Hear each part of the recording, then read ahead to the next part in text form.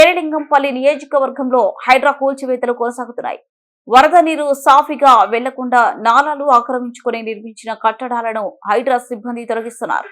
Serilingampally circle 20 పరిధిలోని Serilingampally division Taranagar Hooda trade centre రామాలయం పక్కన ఉన్న నాలా గతంలో 12 ఫీట్లు ఉండేది. కాలక్రమేణా అది 6 ఫీట్లకు కుంచుపోయింది. దీంతో వరద నీరు సాఫీగా వెళ్లడం లేదని హైడ్రా అధికారులు గుర్తించారు.